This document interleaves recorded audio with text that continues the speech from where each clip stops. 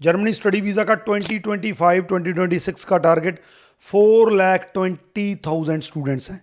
और एक रिपोर्ट के मुताबिक अब तक जो है टोटल जितने इंटरनेशनल स्टूडेंट हैं उसमें से 13% जो हैं वो सिर्फ इंडिया से आते हैं। जी हाँ, इंडिया नंबर 1 पे है जर्मनी में जितने स्टूडेंट इस टाइम पे फॉरेन से स्टडी करने के लिए जा रहे हैं। तो इस वीडियो में बताऊंगा कि जर्मनी का इतना बड़ा टारगेट क्यों है, क्यों जर्मनी इतने स्टूडेंट जाते हैं। अगर आप जर्मनी के लिए जो है अपने आप को तैयार करते हैं स्टडी वीज़ा जर्मनी का, तो कौन से फैक्टर हैं जो आपके डिसीजन में बहुत बड़ा रोल प्ले करने वाले हैं। बहुत इंपॉर्टेंट वीडियो है। अगर आप जर्मनी के बारे में सोच रहे हैं, जहाँ स्टडी वीज़ा के बारे में भी सोच रहे हैं, तो यहाँ पे इस वीडियो में जो मेरे आर्गूमेंट्स हैं या डिस्कशन है, शायद वो आपको जर्मनी की तरफ मोड़ दे, आपको कनाडा यूके के बजाय जो है जर्मनी का स्टडी वीज़ा बढ़िया लगने लगे। तो इस वीडियो को एंड तक देखिएगा।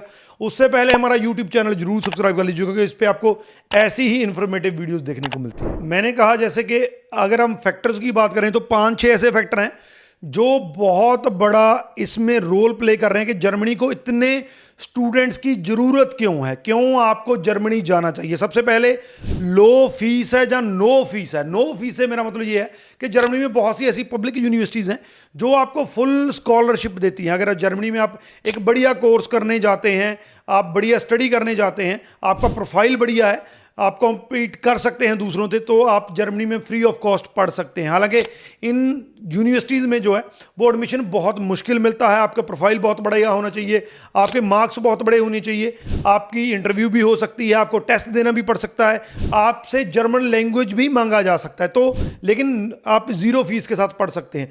अगर इनमें नहीं भी एडमिशन मिलता है, प्राइवेट या किसी और यूनिवर्सिटी में भी मिलता है, तो भी आपको चिंता करने की ज़रूरत नहीं है। बहुत लो फीस है, 7 से 8 लाख रुपए ये पर ईयर की बात कर रहा हूं।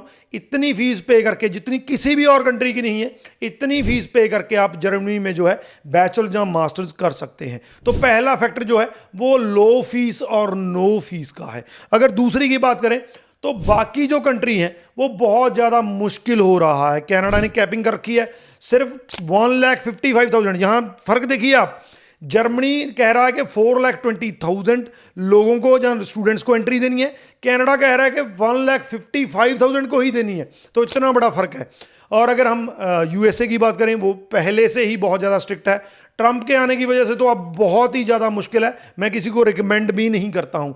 ऑस्ट्रेलिया वैसे ही टाइट रहता है। तो ये वो कंट्रीज़ हैं जिनमें स्टूडेंट आमतौर पे जाने को सोचता है। जब ये इतने हार्ड हो चुके हैं, इतना ज़्यादा मुश्किल हो चुका है, तो आपके लिए इनका अल्टरनेटिव एक ही बचता है, वो है जर्मनी। तो इसी वजह से कहीं ना कहीं पे जर्मनी में स्टूडेंट ज़्यादा जाता है। इसके बाद अगर बात करें इंडिया, जैसे मैंने आपको कहा कि 13% स्टूडेंट ओवरऑल जो है सब में 13% सिर्फ इंडियन स्टूडेंट्स हैं। इसमें मैं आपको एक और आंकड़ा बताना चाहूँगा जो और भी शॉकिंग है।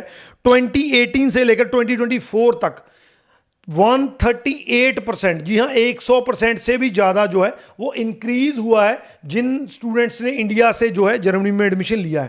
तो इंडियन स्टूडेंट हर साल जर्मनी को ज़्यादा जाते हैं, या जर्मनी को स्टडी वीज़ा को वो ज़्यादा जो है चूज़ करते हैं। तो इसी वजह से इंडियन स्टूडेंट्स का बहुत ज़्यादा रुझान जो है वो जर्मनी की तरफ बढ़ रहा है।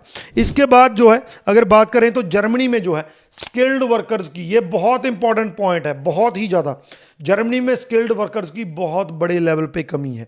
इतने बड़े लेवल पे कमी है कि 163 ऑक्यूपेशंस में जो है वो पूरी तरह से उनके पास इस टाइम पे जो है स्किल्ड या अनस्किल्ड लेबर नहीं है। हालांकि जो मैंने आपको ऑक्यूपेशन बताए, जहाँ जितनी भी वहाँ पे कमी है उसमें जो हाफ है वो स्किल्ड लेबर। वो कहाँ से आएगा? या तो वो वर्क वीज़ा पे लेके आए, लेकिन जर्मनी ने जो है वो वर्क वीज़ा देने की बजाय ये सोल्यूशन निकाला है कि स्टूडेंट जो हैं वो ज़्यादा से ज़्यादा लेते हैं, क्योंकि उनको स्टूडेंट की फ़ीस का भी फ़ायदा होगा, वो कंट्रीब्यूट करेंगे।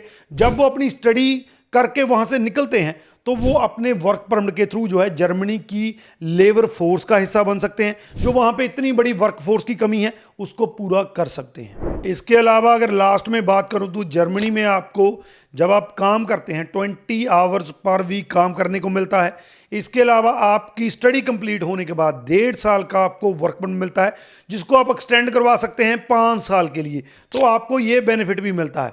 और साथ में जर्मनी में बहुत से लोगों को ये लगता है शायद जर्मन या ड्यूच में ही जो है स्टडी करवाई जाती है। जी नहीं, जर्मनी में all over Germany international students को इंग्लिश प्रोग्राम पढ़ाए जाते हैं। तो अगर आप इंडिया से जर्मनी में जाना चाहते हैं तो आप इंग्लिश में पढ़ सकते हैं। आपकी स्टडी प्रॉपर इंग्लिश में होगी, कैंपस में आप इंग्लिश बोलेंगे, आपको किसी तरीके से दिक्कत नहीं आएगी। तो ये बड़े एडवांटेज हैं जिसकी वजह से इतनी बड़ी गिनती में इंडिया से जहाँ और कंट्रीज जो हैं जो जर्मनी को चूज करना शुरू किया है।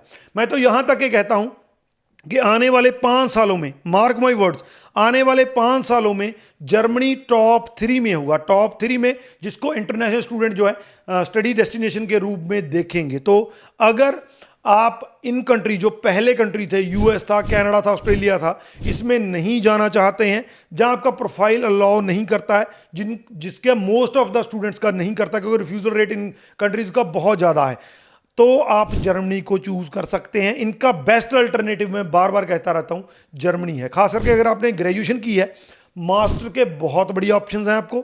उसके बाद आपके पास जॉब अपॉर्चुनिटीज़ भी बहुत बढ़िया हैं। जर्मनी में आप रह के काम कर सकते हैं, सेटल हो सकते हैं। तो अगर जर्मनी में अप्लाई करना है, नंबर हमारे नीचे दिए गए कॉन्टैक्ट कर सकते हैं।